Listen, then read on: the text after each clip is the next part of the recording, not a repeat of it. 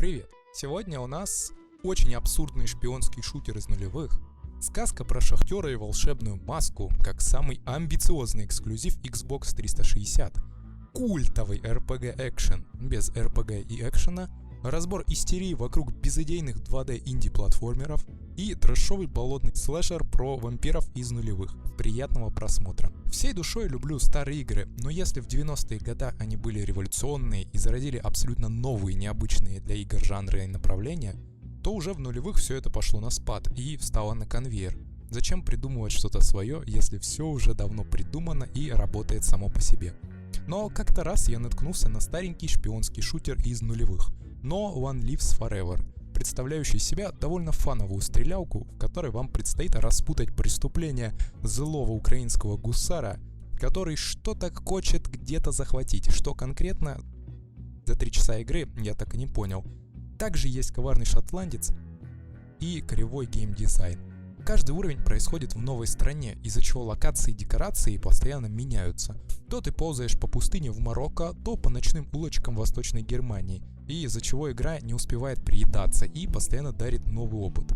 Еще бы, эти локации не представляли бы из себя большие и пустые поля, по которым надо бегать по полчаса, и запутанные лабиринты, цены бы ей не было. По сюжету мы играем за британскую шпионку-авантюристку, которую, кто бы мог подумать, не уважают и угнетают 2 усатых начальника, а все потому, что она женщина, которая, по их мнению, не может работать спецагентом. Но, несмотря на это, она суперпрофессионал, который постоянно проваливает задания и не может спасти ни одну важную цель. Алена даст. В игре мы можем как работать по-тихому, ползая с глушителем по 3 часа и привлекая внимание монеткой, либо вести себя максимально шумно. К сожалению, убивать обычных жителей нельзя, и всегда миссии сводятся к убей 300 противников и принеси 100 документов. Но благодаря убойной и ржачной озвучке, колоритным персонажам, на это все очень весело и уморительно смотреть. Извини, я опоздал с Митей. Ты сегодня щегольски одет. Оставь свою неискреннюю лесть, старик, это тебе не идет. Я нашла эти деньги на земле и подумала, что, возможно, они твои. Отлично, давай быстренько уходи, не попадись.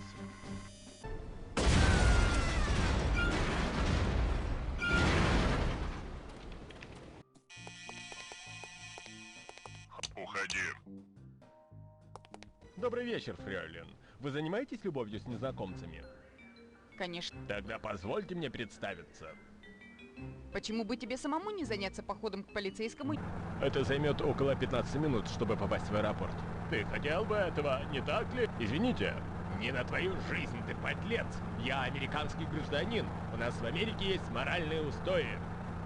Я не понимаю, о чем ты говоришь. Это невыносимо, прекрати сию же минуту. Я лучше пойду в аэропорт пешком, чем буду слушать эту чушь. Я думал, что это цивилизованная страна. Думал, что это цивилизованная страна. Ее нигде не видно. Ты уверен, что она придет? Она будет здесь. Если она выберется, я убью любого, кого она оставит в живых. Ты меня понял? Вполне.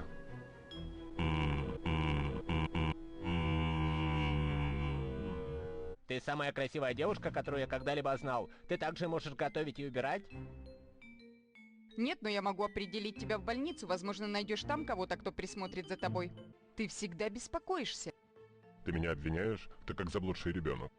А ты похож на суетливую тетю. Оставь в покое мой рот. Спасибо. Я веселюсь.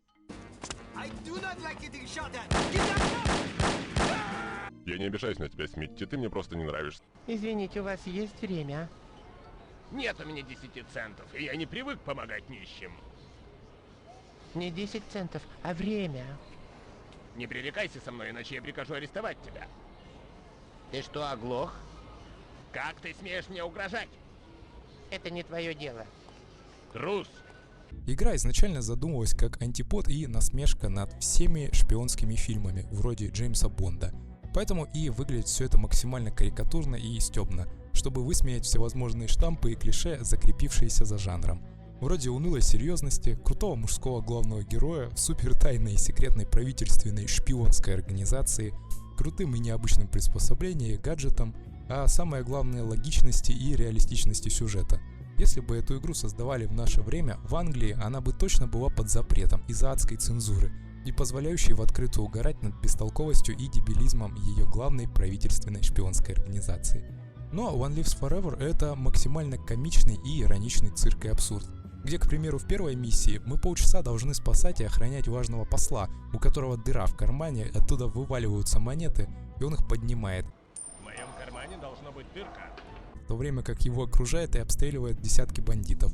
Он из стороны в сторону бродит, не зная, где выход и куда идти.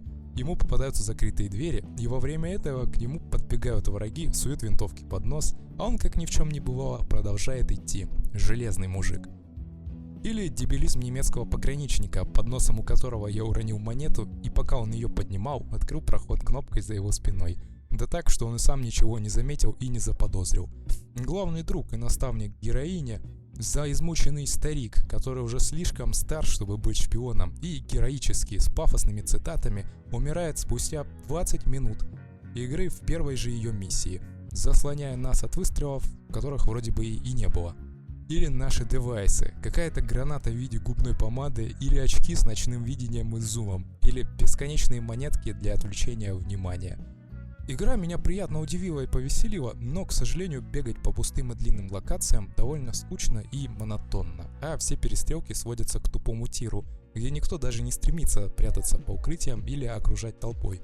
А кроме бега и стрельбы, в игре мало чего интересного, разве что длинные графоманские диалоги и встречи с забавными союзниками и злодеями, которые запомнились мне больше всего. Для своих 2000-х игра супер шедевр, и в те времена и близко не было ничего подобного. А сейчас, на мой взгляд, она подсостарилась и зайдет только ретро-ценителям той эпохи или любителям всего медленного и монотонного. Не ждите никаких постановочных сцен и будьте готовы часами бродить по пустым и похожим локациям. Еще одна интересная игра, которая по скриншотам показалась мне необычной и привлекла мое внимание, это Marlow Briggs and the Mask of Death. Старый эксклюзив для 360-го бокса, сделанный на коленках бедными словенцами за 3 копейки по заказу Microsoft, который должен был стать убийцей DMC, но в итоге стал разве что самоубийцей. Игра рассказывает нам историю простого темнокожего работяги Марлоу Брикса, который как-то раз приехал проведать жену, которая была археологом и что-то копала в джунглях.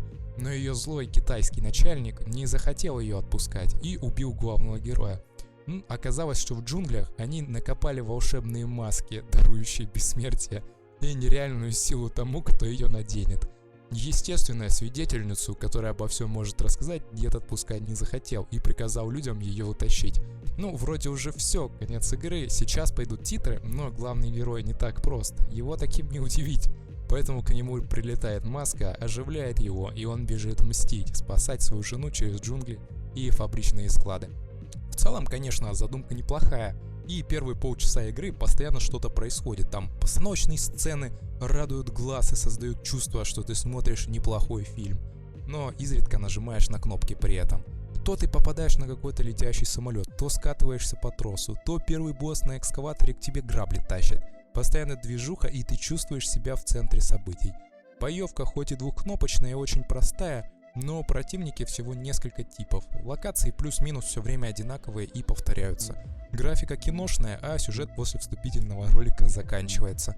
Сначала игра мне показалась очень эпичной и необычной для жанра, ввиду различной вертикальности и необычных ракурсов локаций, из-за которого она нетипично выглядит, но быстро начала утомлять ввиду однообразия и малого типов противников, которые все на одно лицо и быстро закликиваются. Наверное, именно поэтому игра не получила культовый статус и не набрала большую фан-базу. Но если вы соскучились по киношным слэшерам, где много драк и постановки, и полностью отсутствует хоть какой-нибудь сюжет и его подобие, развитие персонажей, игра для вас. Выглядит она сочно, но на этом плюсы заканчиваются, особенно если вспомнить про божественную вторую Castlevania. Marlow Briggs, слишком пафосная, по-голливудски выглядит и ощущается, без какой-либо интересной идеи, задумки или оригинальности. Сколько было и еще будет игр в будущем, где главный герой идет мстить и дерется с безликими толпами мяса. Она не привносит в жанр ничего нового, видно, поэтому слабо продалась и осталась безызвестной. От этого кино я решил передохнуть в, что называется, культовом экшен-РПГ. который придумал новое слово и совместил в себе все лучшее от обеих жанров. Dark Messiah Made in Magic. Сколько я слышал похвал в адрес этой игры, ровно настолько же она мне не понравилась и показалась невероятно однообразной, скучной и монотонной. И все сразу встает на свои места, если вспомнить, что ее делали создатели Dishonored, французы из Arkane Studios, каждая игра которых скучнее и примитивнее предыдущей. Для меня лично, что французские фильмы, что их игры и сериалы, все монотонны и однообразны. Их творчество максимально обыденно и приближено к жизни, что ли. Оно не удивляет, не привносит в жанр что-то новое, уникальное, необычное, а чаще всего показывает унылую бытовуху. Вот и Dark Messiah — это унылая бытовуха. Игра, которая может похвастаться разве что только своей красивой и детализированной графикой и физикой, но при этом имеет банальный сюжет про избранного и злое зло, которое надо вырезать. Всего несколько типов заклинаний, неинтересных плоских персонажей, кидающихся пафосными фразами и не имеющими своих характеров или двойного дна, что делит их на тупо добро и тупо зло, ничего среднего и никаких полутонов. А РПГ как раз и держится на персонажах, на их уникальности и необычности, на возможности отыграть ту или иную личность. Побегав в Мессии час и посмотрев на тупость, пафос и выхолощенную идеальность сил света, я всерьез задумался, чтобы присоединиться к злу. Вы скажете, Dark Messiah — это не RPG, это экшен RPG. А какая разница? Билдов по сути всего 4. Это маг, вор, лучник и воин. Хотя неплохо, чтобы их было хотя бы 10 для разнообразия. Сюжет примитивный, который мы видели уже 1000 раз. Вот зло, пойди и вырежи. Противники похожи друг на друга, серые и обезличенные. И, что больше всего меня огорчило, бои в такой игре должны быть быстрые и динамичные, адреналиновые. Это же экшен RPG, которая делает ставку не на сюжет и персонажей, а на движуху и боевку. Но взмахи меча и уклонения выглядят очень смешно и топорно. Удары буквально не чувствуются, как будто вы бьете друг друга деревянными палками. Да и кому пришла в голову гениальная идея сделать всех противников жирными, чтобы они выдерживали по 20-30 ударов? Насколько это реалистично? За 2 часа, проведенных в игре, я монотонно ковырял противников по 5 минут. Очень весело. Почему нельзя было разнообразить боевую систему? Вот могу привести в пример Skyrim с парой модов на боевку. Добавить подножки, подкаты, контрудары, бэкстебы, парирование мечом, перекаты, увороты, слабые точки для противника. К примеру, если сбить шлем, это удар в голову или удар в ногу, чтобы противник упал. Чтобы все это довольно логично и интересно смотрелось. Но ничего этого не было сделано. В результате чего бой превратился не в опасный и быстрый танец, а в череду унылого закликивания. При том, что у игры красивейшая графика и очень проработанная физика, революционная для того времени благодаря движку Source, на котором еще Contra и Dota сделана. Выглядело многообещающе, но получилось как всегда. Очень обидно, потому что потенциал был и не маленький. В последние годы я познакомился со многими инди-проектами, представляющими из себя Dark Souls 2D. Они имеют занебесные рейтинги и отличные отзывы в Steam. Их часто упоминают в списках самых лучших инди-игр всех времен и народов. Но так ли они новы и уникальны? С каждой новой игрой я понимал, что хоть названия и разработчики разные, передо мной раз за разом одна и та же игра, со слегка измененным лором и декорациями. Чтобы 1000 раз не повторяться, я делаю обзор сразу всех Dark Souls подобных игр в 2D. Как человек, который не боится трудностей экспериментов и готов искать свою ту самую игру мечты. Атмосферу оригинального Dark Souls они передают просто идеально. Неудобная камера, жирные обычные мобы, которые сложнее самих боссов, которых надо еще и долбить по полчаса. Непонятно куда идти, сюжет про очередного избранного, который был рожден в специальной волшебной луже, из-за чего тупо лучше всех остальных. И он должен уничтожить все злое зло на земле. Бесполезные билды и оружия, учитывая, что лук и магия очень мало дамажат, и вы будете вынуждены, как и большинство игроков, играть за мечника. Да и вся эта общая, уже 1000 раз ворованная атмосфера и оформления, где тебя не пытаются удивить, а стараются заплевать толпами мобов и заставить бегать по пустым локациям при смерти, на которой тебя откатит на полчаса назад к самому дальнему костру, звучит просто идеально для игры мечты и веселого времяпрепровождения, где вся сложность и хардкорность игры заключаются в попытке не уснуть и не сойти с ума от однообразия. Но, к моему удивлению, большинству это заходит. Они как-то получают от этого удовольствие, чего я лично никак не понимаю. Зачем тратить часы реальной жизни на абсолютно одинаковые и похожие друг на друга проекты, выполненные под копирку Ctrl-C, Ctrl-V, в которых уже давно расплодилось сотни, если не тысячи. Hollow Knight, Dead Cells, Blasphemous, Death's Gambit, Salt and Sanctuary, и этот список можно продолжать до вечера. Да, оригинальный Dark Souls был глотком свежего воздуха для казуальной эпохи 2011 года. Он внес много нового в привычный геймдев и изменил индустрию. Но попытка перенести его в 2D спустя 10 лет — это не новаторство и уникальность, а уже обыденность. Создайте уже наконец хоть что-то свое, вместо того, чтобы паразитировать на уже порядком набившей оскомину обыденности. И напоследок Blood Rain 1. Часто в детстве я слышал об культовости и уникальности этой игры. Брутальный вампирский сеттинг, что в играх большая редкость. Про Маскарад я тогда не знал. Интересная героиня, как будто пришедшая из прошлого, из того времени, когда девушки в играх могли быть красивее мужчин. Драйвовый экшен и боевка подкупили мое воображение. Но сейчас, когда я запустил ее всего лишь спустя 20 лет от ее выхода, я был прекрасно удивлен. Мое внимание полностью захватил невероятно эпичный и реалистичный сюжет, где восставшие из ада зомби-нацисты восстали из мертвых, собственно, чтобы домогаться до одиноких женщин. Боевка, хоть и очень разнообразная, состоит из 2 кнопок, но непонятно почему через 5 минут все это начинает утомлять. Простите, наверное, я разожрался на всяких кастлваниях. Начинаем игру мы где-то на болотах в Америке. Спасибо разработчикам, что показали самые красивые и уникальные места в этой стране. Сразу захотелось там побывать. По сюжету зачем-то надо спасать местных жителей от червеобразных существ, что в корне разнится с моей идеологией «помоги себе сам». Графика для тех лет довольно эпичная. В кромешной темноте я не сразу отличил главную героиню от мутантов, а значит так и задумывалось изначально. Музыка на фоне играет какая-то коричневая, но для рейва в 90-х самое то. Задания и квесты звезд с неба не хватают. Пробеги 5 километров и убей 10 противников. Но при этом это все еще интересней Скайрима.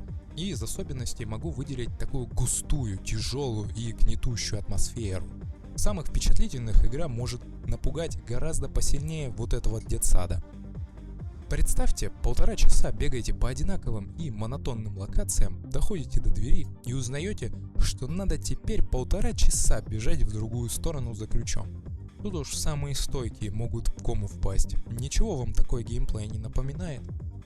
Полчаса я пробегал по болотам, ознакомился с уникальной боевой системой, которой нет ни в одной другой игре, где всех врагов надо одинаково закликивать, и поспешу выйти из игры, потому что я не заслужил и недостоин играть в настолько качественную и разнообразную игру, полную сотен, если не 1000 разнообразных квестов по закликиванию бедных немецких нацистов во всяких каналах и катакомбах. Ну вот как-то так я изложил впечатления от 5 бюджетных и многообещающих инди-игр с высокими оценками.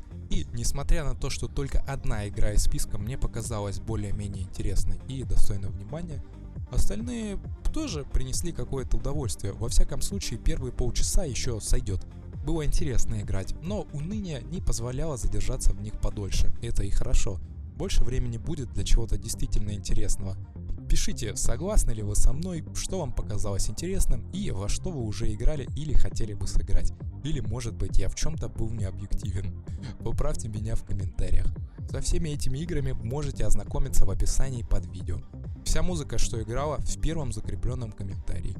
Всем удачи в поиске игры мечты. Уж лучше пару раз рискнуть и обломаться при поиске чего-то нового, чем годами играть в унылищий мультиплеер, который уже давно скатился до нечестной победы за деньги.